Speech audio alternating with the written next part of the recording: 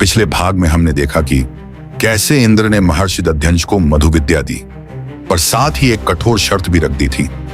यदि इस विद्या का रहस्य ऋषि ने किसी को बताया तो ऋषि का मस्तक कट जाएगा। आइए आगे बढ़ते हैं इस कथा में और जानते हैं आगे क्या हुआ। ऋषि दध्यंश ने अश्विनी कुमारों से उनके आश्रम में आने का प्रयोजन पूछा। अश्विनी कुमारों ने हाथ जोड़ते हुए ऋषि से कहा, ऋषिवर, एक विशेष प्रयोजन से हम आपके आश्रम में आए हैं। उनमें से एक ने कहा, आपके द्वारा ही हमारे प्रयोजन की सिद्धि संभव हो सकती है। इस कामना के साथ हम आपके पास आए हैं। ऋषि दध्यंश मुस्कुराए, पर वह मुस्कान एक अनुभवी तपस्वी की थी। ऋषि ने कहा, अश्विनी कुमारों, अतिथि की कामना पूर्ण करना आतिथेय का परम धर्म है। उनकी आवाज में करुणा भी थी और धर्म की दृढ़ता भी। अश्विनी कुमार प्रसन्न हो उठे और बोले, जी महात्मन, यही प्राचीन परंपरा भी है। आपके पास एक विद्या है और हम उस विद्या के आकांक्षी हैं।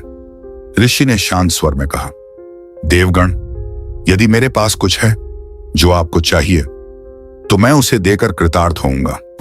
अश्विनी कुमारों ने अपने वाक चातुर्य का प्रयोग किया और बोले, महात्मन, हम आपसे गुणदान चाहते हैं। ऋषि हल्का सा मुस्कुराए। सामर्थ्य रहते कौन दाता है जो दान करना नहीं चाहेगा।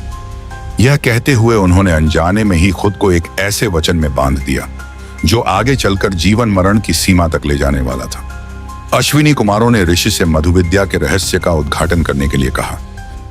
यह सुनते ही ऋषि दध्यंश सहसा हतप्रभ हो गए।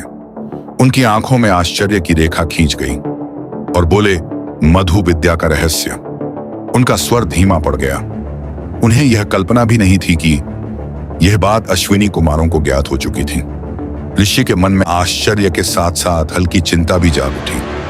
अश्विनी कुमारों ने कहा, ऋषिवर, आपको हमारी याचना स्वीकार करनी होगी क्योंकि आपने वचन दिया है। अब ऋषि दध्यंश के भीतर तूफान उमड़ पड़ा। एक ओर इंद्र को दिया वचन था कि यदि रहस्य बताया तो मस्तक छिन्न होगा, तो दूसरी ओर अभी अभी दिया वचन। उनका मस्तिष्क द्वंद्व में डूब गया। विषाद की रेखाएं मस्तक पर उभर आईं। चेहरे की तेजस्वी आभा पर मानो एक काली छाया छा गई। अश्विनी कुमारों ने ऋषि की मानसिक पीड़ा को भांप लिया। एक ने आगे बढ़कर कहा, महात्मन, हम जानते हैं इंद्र ने आपसे वचन लिया है। उसका उल्लंघन करने पर आपका मस्तक छिन्न हो जाएगा, किंतु आपकी अकाल मृत्यु नहीं होगी। हम कुशल शल्य चिकित्सक हैं। ऋषि की विषाद पूर्ण निगाहें अब उनके चेहरे पर टिक गईं, मानो पूछ रही हों, क्या सचमुच कोई उपाय है? कुमारों ने आगे कहा, हमने उपाय निकाल लिया है। आपका मस्तक काटकर हम अलग रख देंगे। उसके स्थान पर अश्व का मस्तक लगा देंगे। यह विचार अद्भुत था, विचित्र भी और दिव्य भी। आप अश्व के मस्तक से हमें मधु विद्या रहस्य का उद्घाटन कीजिए। जब इंद्र वज्र से आपका अश्व मस्तक काट देंगे तब हम पुनः आपका पुराना मस्तक जोड़ देंगे।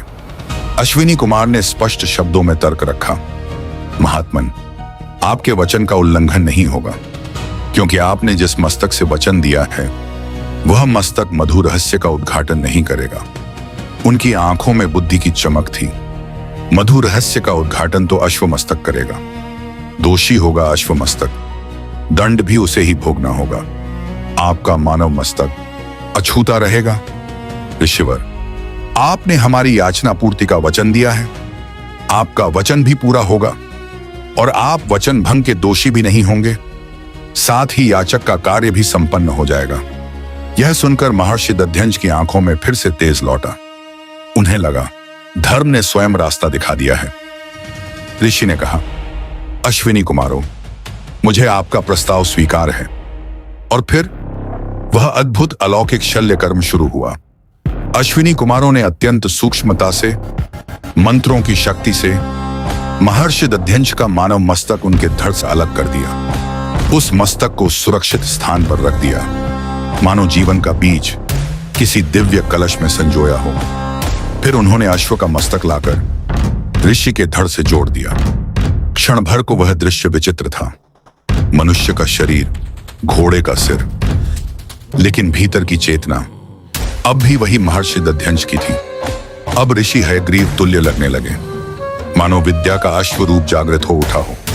अब महर्षि दध्यंश ने मधु विद्या का रहस्य उद्घाटित करना प्रारंभ किया।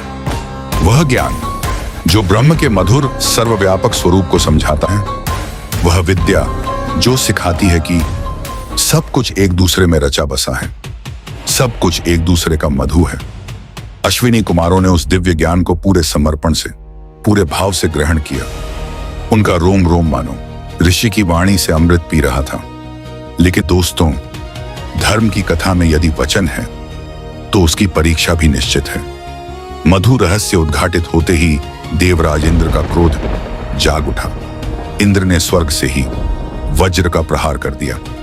वज्र सीधा आकर गिरा महर्षि के अश्वमस्तक पर। महर्षि तीव्र वेदना से चीत्कार कर उठे। उनका मस्तक अलग हो गया। अश्विनी कुमार, जो कि पहले से ही तैयार थे, उन्होंने अद्भुत शल्य कौशल से काम किया। बिना विलंब किए ऋषि का मानव मस्तक पुनः रखकर जोड़ दिया। मंत्रों की गूंज, प्राणों की स्पंदन, और देखते ही देखते महर्षि दध्यंश पूर्ववत हो गए। वही तेज, वही शांति, वही दिव्य आभा। जगत आश्चर्यचकित रह गया।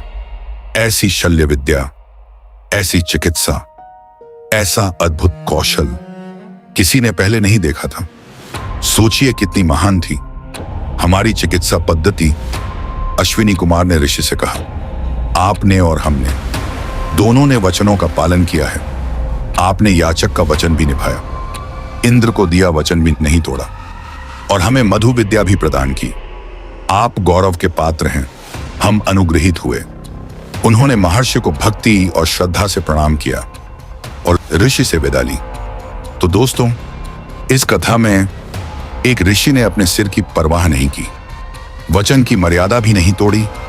एक याचक ने चालाकी नहीं, युक्ति और करुणा से मार्ग निकाला, और इंद्र ने मस्तक तो काटा पर सत्य की जड़ नहीं काट सके।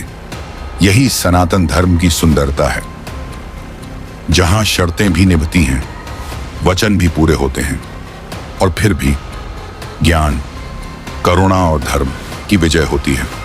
यदि यह कथा आपको पसंद आई हो तो कमेंट में जय सनातन अवश्य लिखें।